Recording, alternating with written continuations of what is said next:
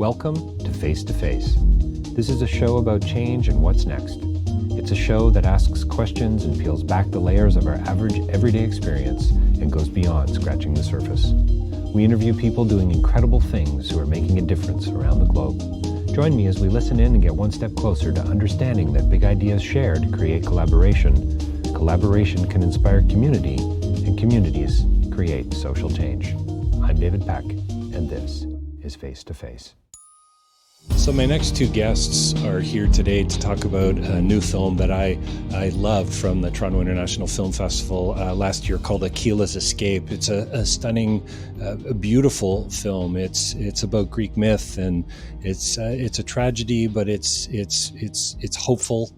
It's deeply relational. It's a moving, compelling film and a story that you're going to want to step into. And so my guests today are Saul Williams, who takes on a lead role in the film, and Motion, the screenplay writer alongside of Charles Officer. But what I would like to say about Motion, or Wendy, is that she won the Canadian Screen Award for Best Screenplay as well. So it was just a real treat to have the two of them on the show. We talk about memory and empathy and politics, history and family, and just about change. We get into the Iliad as well in Greek myth. You know, James Baldwin comes up a few times. Not everything that is faced can be changed, but nothing can be changed until it is faced, said Baldwin. We talked about why great cinema has to be experiential, and we got into poetry and about this beautiful existential notion of lived experience. Saul is a talented writer and a performer, and speaking of performance, his performance in this film is outstanding, out of the park as far as I'm concerned. I was alongside of him, and I'm going to say Motion throughout the whole film. We talk about how existence is really resistance, and how you're going to want to find out exactly what that means, and how racialized capitalism actually applies as well. We talked about pushing the boundaries and speaking out loud and being honest and being public, and this thing Saul gets into, and both Motion and Saul talk about this interior work that we kind of all have to do. This is a hauntingly beautiful film, so stay tuned. It's coming right up on Face to Face. It was a real thrill to have both of them on. You can catch the film in a variety of different places. Might even still be playing at the TIFF, as well as check it out on Amazon and other places online.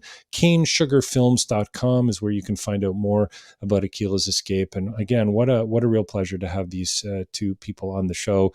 And I had a blast as well. And it's one of those classic interviews for me on Face to Face that, from my perspective, could have gone on for a much longer time. We were just kind of barely scratching the surface. And like I say, having a great time doing it. Don't forget davidpecklive.com for more information about my writing and my speaking. And you can get to the podcast there as well. Face2facelive.ca is going to take you there, and you'll see close to 560 interviews now, coming up very close to 600 interviews by the end of the Toronto International Film Festival this year. I think I'm going to be pretty close to that, pushing it anyway. And please leave us a review on iTunes or Spotify, depending on where you actually listen to podcasts. And also, I wanted to point out that I am now the host of a new podcast called Driving Change, connected to the Impact series. Check it out. We've got 2 episodes online, one about a documentary film called Lift Like a Girl. It's in theaters now, available at theimpactseries.net.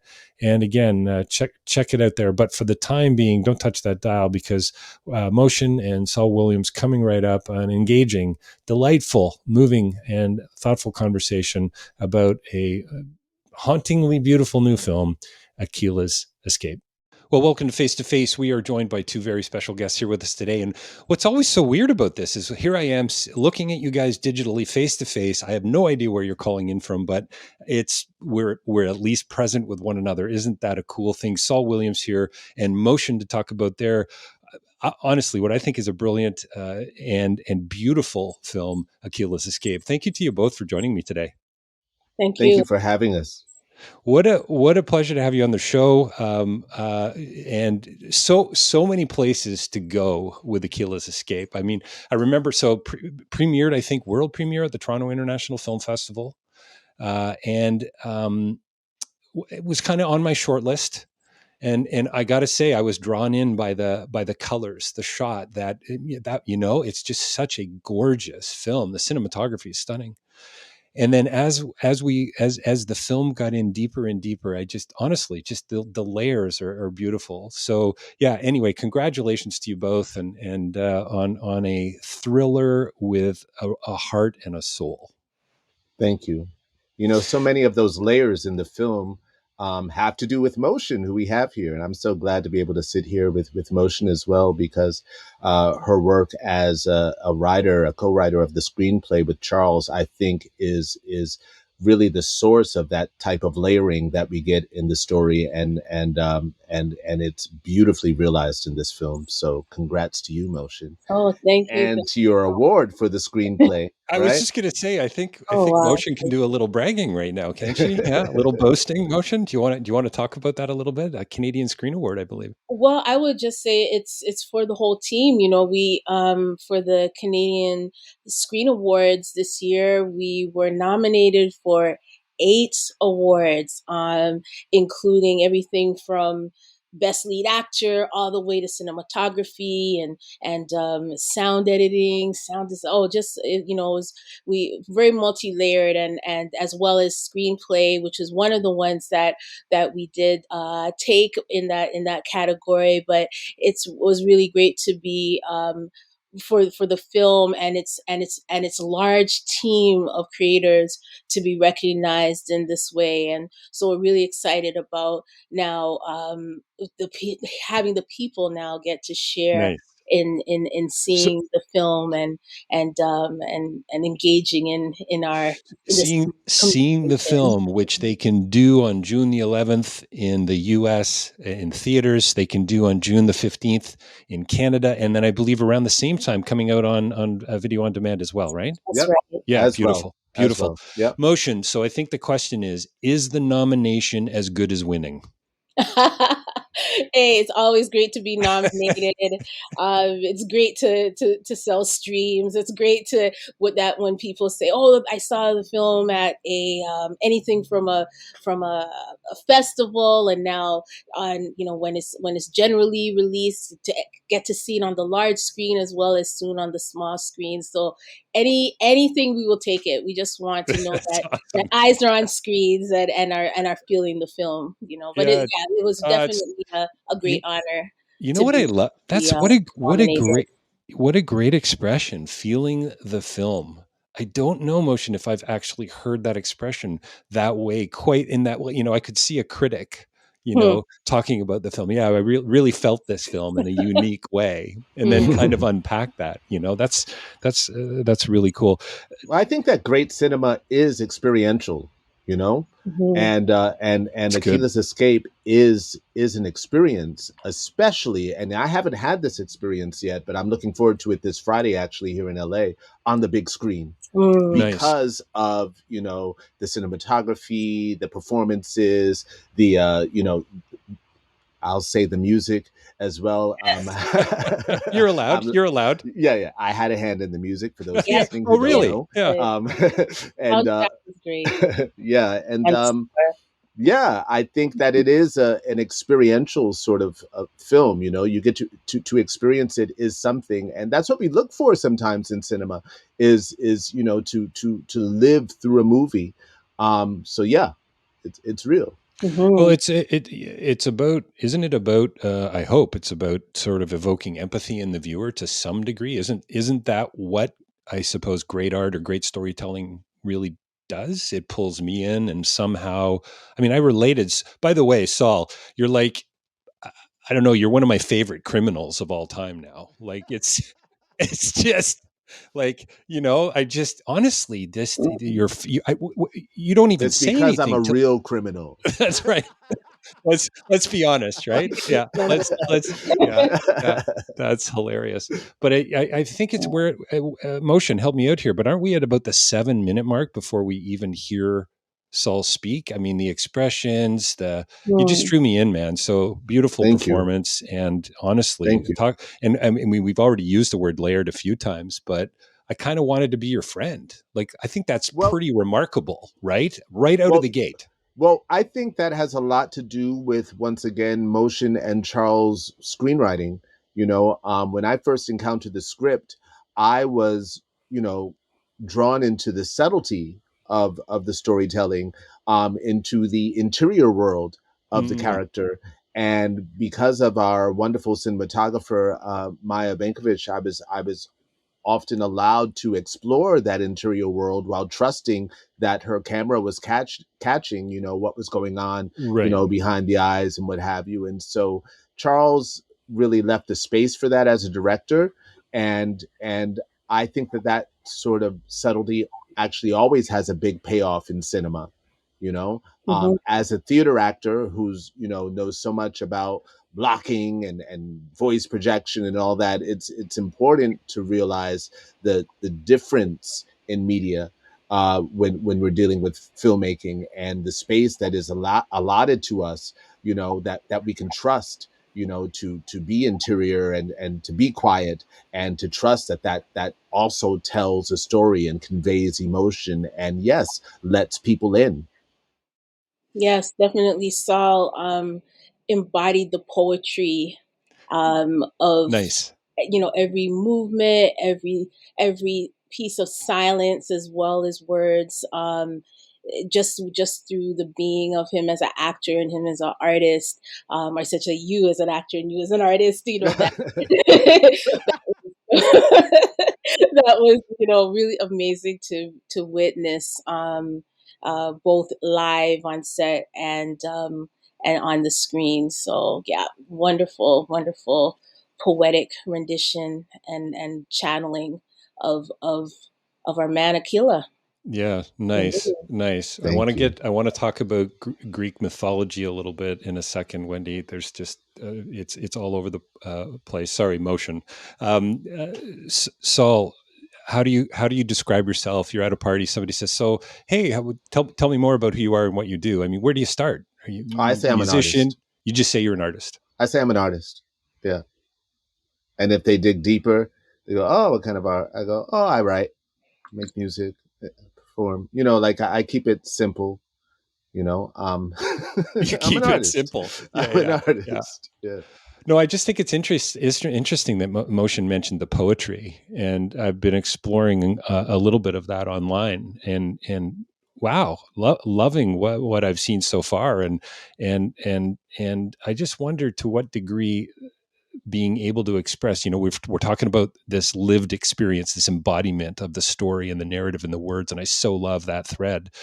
How much has that work that you've done before informed your ability to be, I don't know, a kind, empathetic, thoughtful criminal in Aquila's Escape? I mean, I think that's a really wonderful contrast. It's beautiful to be able to play that. well, well, I mean, first off, Aquila is not a criminal. Yeah, Um, good, good, good. you know, um, but his lived experience has exposed him to Got it. certain aspects of criminality, but for he himself, he's made stronger choices in his life. So good. Yeah. And By the way, I love that the first time, Saul, that you pulled or Aquila pulls a weapon, it's not fired. That really stood out to me for the second viewing. and that was the first time that Saul Williams ever held a gun. Oh um wow. Okay. Wow. yeah, except for water gun that was like plastic as a kid. But I would say, I mean, that's a big question there, in terms of how art informs, how Right. poetry informs performance and all that. Now, I will point out that my background is really in theater. My first love is theater. And so I first identified on this planet as an actor. And what I learned when I encountered poetry was that the sort of work that we were doing around the table as we were, doing a lot of the preparation work for before putting a play on stage or something, breaking down beats and getting into the literature and the meaning of what was being said. That's really my exposure to poetry and understanding the sort of layered universe of language and where how things could be said and how things could be expressed and all of this, and so there's that. Then there's lived experience, Mm. right? As a parent, as a performer, as someone that is, as you know, in this skin on this planet, as an artist, everything that we face, you know, on an everyday basis, you know, that comes with, you know, walking through life, looking and being like this, that sort of becomes baked in as we go. So It's now, good. when an opportunity comes, as an actor, those things are there for me to tune into, or you know, when necessary, or when it fits, you know. And with the role of Aquila, yes, my relationship to poetry, my relationship to living life as a Black man, uh, also my family is migrated to New York from Haiti, and so there's just a great deal that resonated with me, and that I understood, um, almost immediately. And so, yeah, so then it all feeds into each other. And these are, you know, sort of the palette that we have to use when we delve into performance. It's good. I love how you brought family into it. For me, you know, Motion, this film, any great film for me is about so many different things. And it's Hmm. it's really not even what we're watching really on the surface. There's Right. so right. There's so much underneath. And this is why I love watching a film a second and third time, or reading a book sometimes a second time, you know, going through the things that are revealed. And I love that, Saul, you brought up family. This film is about family. I'm just struck by the line, and help me out here, Saul, but isn't it? I watched my father fall. Wasn't that Yeah, the I mean, line? Yeah. Like, wow, right? How Hmm. this one moment, how this changes everything. I think motion had so much to do with bringing out the, you know, that familial sensibility in the film. No. Well, myself and Charles really thought a lot about the different elements of this story. That yes, we have the caper, all the action and adventure, and Yep. sort of also the sort of road story elements. But the heart of it is a family story. It's a family drama. It's also a father son story. It's a story about extended family and families that do not look like how, I don't know, we expect it to look in Leave It to Beaver or something. Like, basically, yeah, I pulled Does that anyone expect family to look like that? Yeah, that's hilarious. reruns, I would say. But yeah, like, really looking at intergenerational family, and even like your street family, and how we find ways to identify ourselves, not only within our households but outside of that, to find a sense of belonging, and to create a sense of even the family hierarchies that we are constantly recreating in life, whether it's in work, whether it's in an art scene, whether it's in street politics, or whether it's our blood relations and non-blood relations, and finding our place within that. And within this story, we get to see Aquila, both as a child, as a son, but also taking on the vibe of the father figure, of the big brother, of the mentor. Whether it is always something that he consciously wants to do, if whether it is in some ways reluctant at times, whether he's resisting it, but also feeling this sense of a spiritual familiarity with young shepherd. And we get to understand that more as we peel back the layers of the chapters within this story. Yeah, it's so good. I'm getting Motion. I'm getting a sense for why the film was so layered. It's love the response, love the answer. So cool. So many places we could go there. Saul, I'd love to hear from either of you. Actually, would you consider yourselves political? And the reason I ask that question is there's so many beautiful lines in the film. By the way, by the way, Saul, one of my faves of yours is "I'm self-employed." It's just, it's like, come on. Just for the record, I'm going to be using that in the future. I won't deliver it as well as you did, but hey, awesome moment in the film. Um, product of a people torn apart. Motion, I'd love for you to talk about that. It's all I'd love for you to reflect on it. Your music, your poetry, your writing, your acting. How, yeah, I'm not even sure what the question is there, but I know there's a whole lot to say. Yeah, I feel and definitely Saul jump in because I'm sure that you definitely add to this. But one thing I would think is that there's an awareness that our own living is political. Our own existence is resistance. Our very being of being able to breathe and live and survive and thrive in this world, as in this case, as Black people telling a Black story, is affected by history. It's affected by community. It's affected by our geographies. It's By affected. racialized capitalism, Thank you. by By the film industry. Yeah. 100 exactly, and by our ancestries and our ancestors. And I remember when we really thought about this story, you used the line about a people that are that are affected. We use words like trauma and things like that much easier at this time now, but often don't connect it to the lineage of the type of family and young people that we're speaking about, not even speaking about, that we're expressing here in this story. And so I love the fact that even from a directorial standpoint, how Charles chose to begin the film really is setting the stage, is sort of laying out how the individual choices that we make in the present are often connected to a long line of larger movements and larger occurrences and interests and and identities, as well as power within this world. And so I think it's a great way for us to look at story. And when, especially when we're telling our stories, it's one way, but it's always making those connections. So what do you think? Well, yeah, I mean, I'm very clear on the fact that if I were to make the statement that I'm not political, that would indeed be a political statement.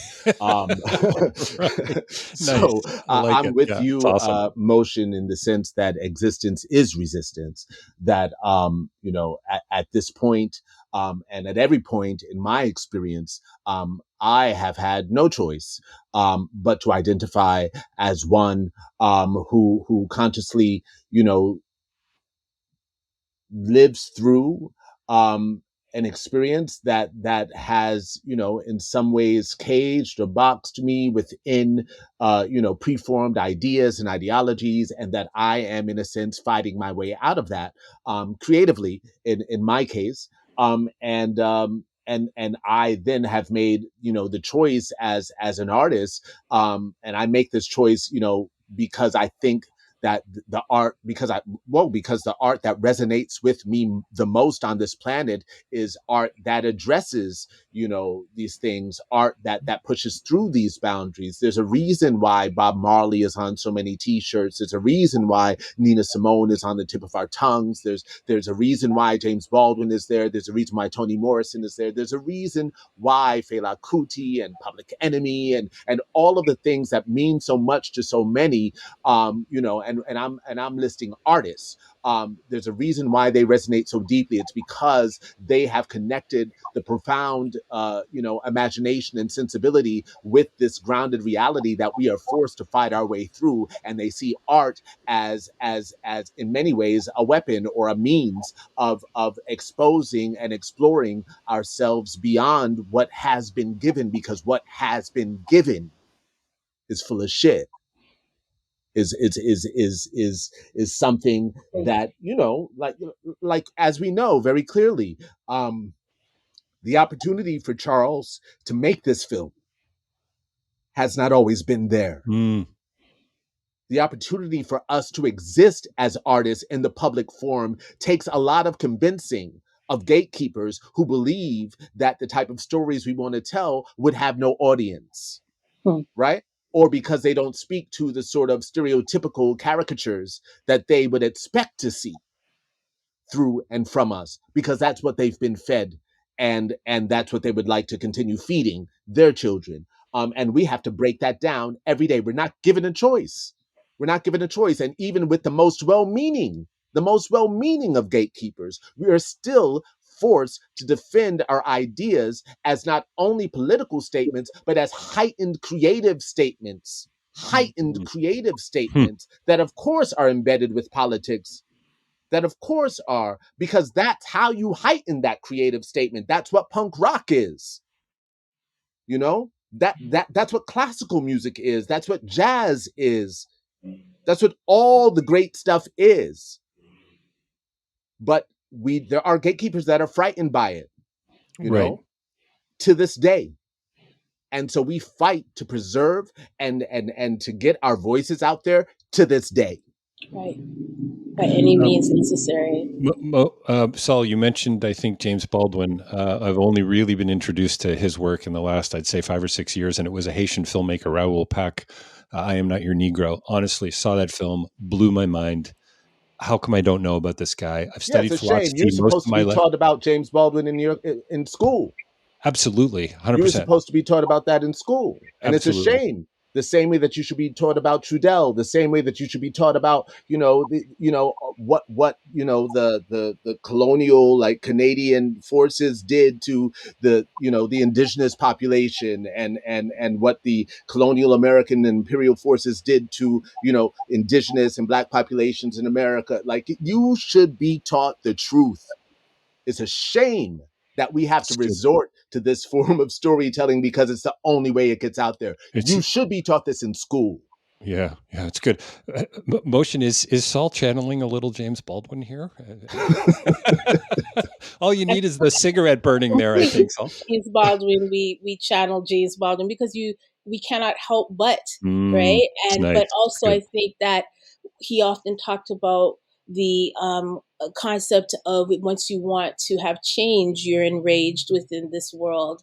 And so whether you have actually read James or are spiritually channeling his work and his spirit, this is a part of our culture in many ways, right? That just like I said before, in regards to the reality of existence, that is the spirit has kept us surviving throughout these centuries, and continually creating and continuing to impact culture and continuing to make to basically make these multi-layer artistic works, political works, social works, whatever types of works that we create through our breathing, through our humanity, through ourselves as examples of what one can do collectively when we come together to tell our stories, to sing our music, to um, to move our bodies, to change the world. You know, Motion, did you have all that kind of on your desk, or nearby, at least, as you were writing the script, as you were like, were these conversations you were having with Charles? My understanding is he had this idea back in 2010 for this film. right when we connected. He definitely had his script, his first drafts, and then I came in. He invited me to go into the next phase of writing with him, and which I was so honored and to be able to be a part of. I don't remember us having these types of conversations in these ways because there's almost I guess a shorthand of where you're starting from. You Right, know what I right. mean? Like, it basically came out through the writing. It came out through the expectation of what we were watching at the time and reading, and even Mm, something as simple as like, oh, let's put the Art of War on the on Achilles' shelf. I Let's love the I three mean, the like, three books. Art, yeah, what was it? Art of like, War, Homer, mm, and was it Collected Works of Iliad Baldwin or and Baldwin, and and then Baldwin? Yeah, it's and you awesome. see it again, and so there's almost not so as much as a need to explain why. We know why, and what I love in the medium of film is that often we can say with visuals. We can Mm-hmm. say with the image, with the story, with the image, with the picture. It lends to that other layer of telling the story. So, looking around and seeing what are the little nuggets throughout the whole of the film is part of What's taking in what other parts of the story there are. it's got to be kind of fun, beautiful, and interesting to look back and to see how some of those details just kind of fit together without kind of really trying, if that makes sense. It's like, in the intentionality of what like you said, what you were reading, what you were thinking about, what you were listening to at the time, how it informed it. I think that's a beautiful, I think, comment on art and just about creativity and discovery. Saul, I think it's connected too. Help me out here, but I knew your character in this film was a man of quality. Your facial expressions, your eyes, the way you presented yourself in the room while all that action, violence is happening around you, how things could go sideways so quickly. Do you know what I'm saying? Like, Yeah, I got that sense from you. Like, I empathize with you immediately. And I think that's brilliant with respect to your performance. But thank as you. you said earlier, I think to Motion's writing as well. And it's so hard. It must be so hard to make a film that's, a thriller action film that's important. And I think that's what you've done, Well, which is a thank you. marvelous, marvelous thing. Thank you. I mean, as an actor, I love interior work. I love Nice. interior work. I love all the work that goes on, before the camera is rolling. That's awesome. And I also really love, it's I one I worked on a film in 2012 or 2010 called Tay or Aujourd'hui, which was shot in Senegal, with a Senegalese filmmaker named Alan Gomis. And I remember reading that script, which I had to like read with a dictionary because it was written in French in Wolof. Um, but in the description of the character there, it was all talking about what was going on in the character's head, you Right. know, so that the script kind of read like a novel describing what the character was thinking about. And it was the first instance that I had the opportunity to start thinking about why, when I was in acting class at NYU, we also would study mime, Right. Right. and mask work, Right. because we'd Right. put on these, like Yep. leather Italian Yep. masks and we'd wear Yeah. spandex and body suits and we'd be given these situations where they're like, you're walking through fog and you see the ocean for the first time, but you're in a mask and everything is covered and you have to show what it looks like to see the ocean for the first time You got just to in your body. communicate. You You got to have to communicate. communicate that. And these are practices that I loved in acting school, and and someone like Charles and Motion have given me the opportunity to explore a bit deeper. I actually love that kind of work. I Have wouldn't you have mind you going through have have you been able to draw from the masks of recently? Like if without a doubt. yeah, Without a it's doubt. awesome. No, no, So it's cool. it's always, I mean, my studies as an actor have informed my performance as a musician, So good. my Yeah, it's writing awesome. and performance as an actor, as a poet, and of course, back when I get back to acting, it's always there too. And now even in my work as a director, like it's all informed. Hey, I think that's time for a quick shout out. Your work as a director. I believe the Yes. film might be called Neptune's Frost. Have Neptune I Frost. Yes, Neptune Neptune Frost? Frost, Tell us about what's going on. well, yeah, Neptune Frost is a film that I've co-directed with my wife Anisia Uziman. It's a project that we've been working on for several years. We held a Kickstarter in 2018 to go into development and then raise funds beyond that to shoot in Rwanda, which we did just before the pandemic, and we were able to wrap like 4 days before the world shut down. And Wow. it's a sci-fi musical shot entirely in Rwanda with the Rwandan cast and crew. We built a Amazing. village there, a village made out of recycled computer parts, which is where the story takes place. And the news came out today that Neptune Frost will premiere at this year's Cannes Film Festival as part of the Directors Fortnight selection. And so we're very excited for the world to to see this film, which is stunningly beautiful, and it's a musical, It's and amazing. so So beautiful. yeah. All this applause that you can't hear is from my listeners right now. So I'll just so you know, that's amazing, man. Prolific. Congratulations. Thank Yeah, you. can't wait to see it. That's awesome. Yep.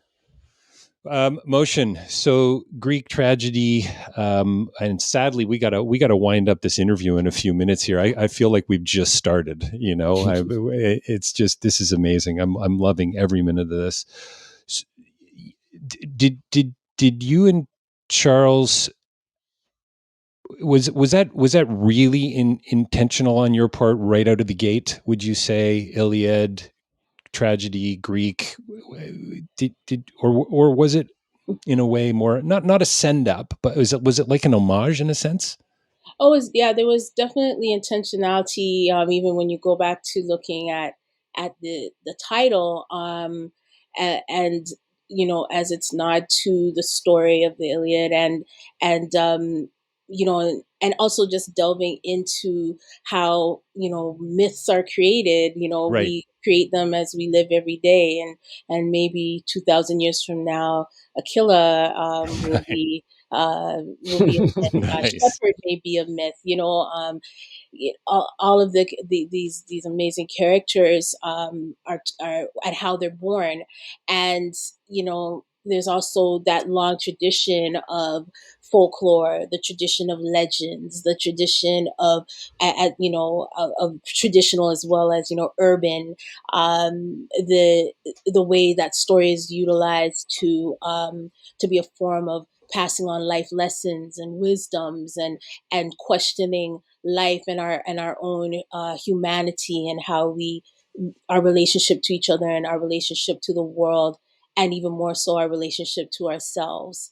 And so I feel that delving into Achilles' escape is an example, or that a part of that line, a part of that bloodline of storytelling, when nothing is simple and all is, so yeah, so it definitely was part of the intention and of this piece. Yeah, I so love, again, I think I've already said it, but I so love that you've made a deeply entertaining, super cool, amazing to look at film that's layered and important and political and relational. It's about family. It's about making better choices. It's deeply existential piece. It really is. It's wonderful. And I think it really kind of, I'm going to say, kind of pushes back, I would think, on audiences' expectations. I don't know if that's a fair way to put it or not, but I don't think they're going to be expecting to think about this film quite as much as they're going to have to, if that makes sense. Does that make Mm. sense? Yeah, I feel like I would say it depends which audiences are watching, where in the world, where in their own experience, where who they are. I know that this will touch many different audiences, and who will bring different backgrounds to the story, For and sure. what they're not only looking for, but what they are able to take in and translate for themselves. And but keeping the humanity of Mm, these stories are always important, for us, to know that we are we are channeling human beings, and who love, who hate, who cry, who miss, you know um, who are frightened, but also live through fright and find bravery and courage, who want redemption, who want peace. And Yeah. I think Yeah. that's mm, Yeah. a really it's good. key. That's a big key element within this piece, is sort of that that vision for what Aquila wants, what what he wants for Shepard, what Shepard's learning about himself, you know, um, Yeah. and the many other characters Yes, yes. within, who are also On doing that the quest. Yep. same. Right? Exactly. The whole thing of having the good and the bad. It's not as simple It's not as as that. simple The as we think. Yeah. antagonist and the protagonist, everybody is within this, has goals, and trying to figure it out, and we're getting a chance to dip in one night in the lives of where these characters meet and who'll be here in the morning. Yeah. And I would yeah, say go. too also that back in the days of Blockbuster Video, I remember those days. not it's not quite as far back as Leave It to Beaver Motion, but it's That's far right. back. Yeah. But Wait up, yeah. That's so but I would always seek out films that were described as hauntingly beautiful. nice. Yeah, That was good. always something where I was like, oh, I think I'm going to like this. They say it's hauntingly beautiful. And I think that is a descriptive that applies very well to Aquila's Escape. Yeah, it does.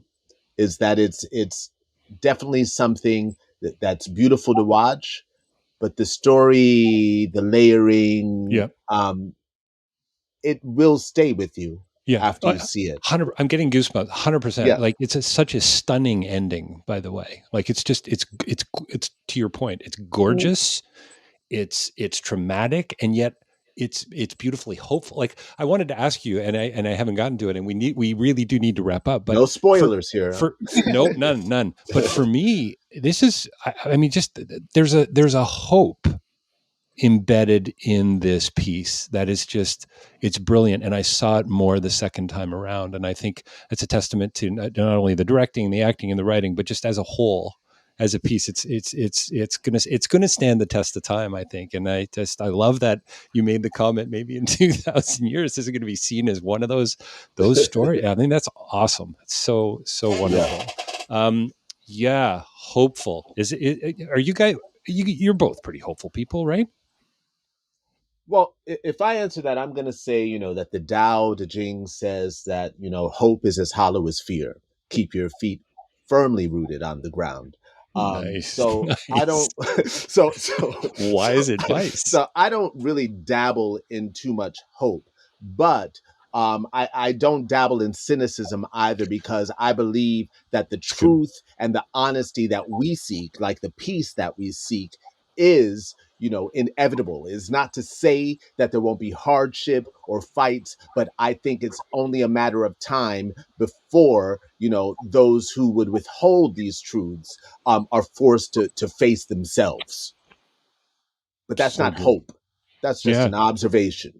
Yeah, I mean, hope. I mean, yeah, no, for sure. Hope and fear. I think there's a fine line. Absolutely. Yeah. I love that you say you're not cynical either. You don't. What was it? I don't dabble in hope, but I don't dabble in cynicism either. No, nice. Not at all. Yeah. Nice soundbite. Yeah, I don't think Aquila does either. That's my 2 cents. What a honor to have you guys on the show. Honestly, it's just, I mean, holy cow! You Cannes Festival, Today News, Canadian Screen Award, Motion. It's just this beautiful film. It's been a pleasure chatting with you guys. I really do feel like we've just got rolling. Yeah. For all the info, just check out Cane Sugar Films. .com, or hit us up at Achilles Escape or at Cane Sugar on the socials, and you'll get the minute by minute updates. That's awesome. That's right. We'll get word out for you as well. But listen, hear it, feel it, watch it, and then pass it on. Yes. That is the line going for. Thank you so much for that. And pass it. There you go. Thanks a lot for joining me today. We've had Saul Williams in Motion here talking about a beautiful, hauntingly beautiful new film, Aquila's Escape. We got the descriptive. Thank you. So there you have it. That was Aquila's Escape. Fun, interesting, engaging conversation with Saul Williams and Motion, talking about this beautiful film. I hope you were listening when Saul talked about not dabbling in hope or cynicism. So many places that this interview took me, for sure, and I was frustrated as usual that it wasn't a longer piece, but I'm hoping for a part 2 sometime down the road. Don't forget canesugarfilms.com. You can check out more information there. You can see the film on Amazon and at TIFF. currently. And don't forget davidpecklive.com for more information about my writing and my speaking and my podcasting. It's all there on the site. And don't forget, I would really appreciate it if you'd give us a review, sign up for our YouTube channel, give us a thumbs up, and leave us a review on iTunes. We'd really appreciate it. Thanks for joining us again this week for Aquila's Escape, and we'll see you very soon.